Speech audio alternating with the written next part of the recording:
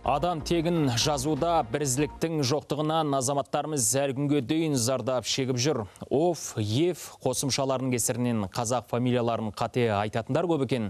Филолог ғалымдар бұл проблеманы шешу үшін қатаң заң керек деді. Жалпы елімізде тегін жазудың бір емес 20-ға жуық түрі бар екен. Әрі әріптесім Қуат Құдайберген жалғастырсын.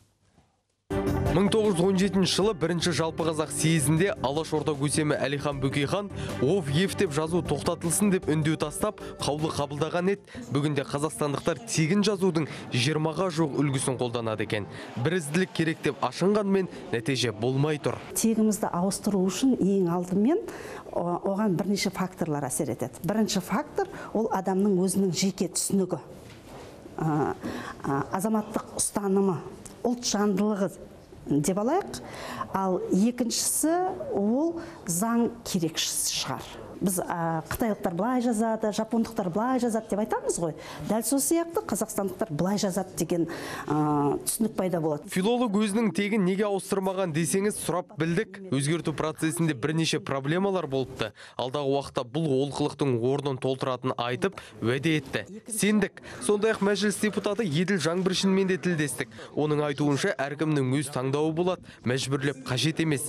Мәжілісмен кезінде тегіне орысша жазылып кеткен әріпті қазақшалап өзгертіпті, ал өзі соңындағы интеркесін алу жоспарда жоқ екенін айтты. Себебі барлық құжатымда осылай жазылған деп қысқа қайырды. Мен 11-ші жылы соны өзгерттім, түгел қазақ әрпіне. Еділ Терекбайұлы Жаңбыршин қылып. Бұрын Жанбуршин болып жазылып жүрген. Оны зерттеп келген уақытта мен метрикамды толтырған кезде орыстың әрпін қосып жіберген екен. Себебі менің көп құжаттарым бәрі сол Жаңбыршин болып кеткен.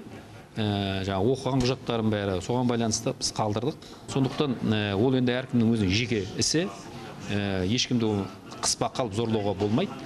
Бірақ кім қалай таңдайын дейді, өзі біледі. Алайда аффикстерді алып тастаған жағдайда жұрт атымен тегін шатастырады. Мысалы, белгілі комментатор Ермұхамед Мәуленді көбі тегімен атайды екен, есімінің орнына фамилиясын айтады. Негізі көп адам мені Мәулен дейді, жұмыста да, футбол сферасында да Мәулен десе мен ау деп қарайтындай жағдайға жетіп қалдым. Мен енді жалпы мен қазір оны мен көндіктім, Мәулен болса Мәулен бола берсін. Атамның аты солай шарықтап, дамып, танылып жүре берсе мен қарсы емеспін. Ал жауаптылардың айтуынша фамилиясын өзгерту әркімнің өз еркі. Нақты бір заң енгізіп, талап етуге ешкімнің құқығы жоқ. Адамның есімін, тегін әкесінің атын тек қана қазақша жазылсын, тек қана орысша жазылсын деген мақсатты көздеп отырған жоқпыз. Себебі бұл әркімнің өзінің конституциялық құқығы. Әр азамат өзіне қалай аты жөнін дұрыс деп табады, қалай ыңғайлы деп табады, солайынан қоюына болады. Грузиннің грузин екенін, түрікті, украинді, кәрісті фамилиясына қарабақ танимыз, ал қазақтың есімі мен тегін ажырата алмай жүрміз қазір.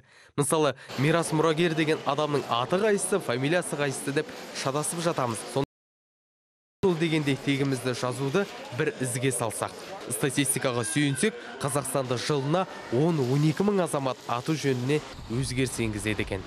Қуат Құдайберген, Жандос Айғожин, Еуразия бірінші арнасы.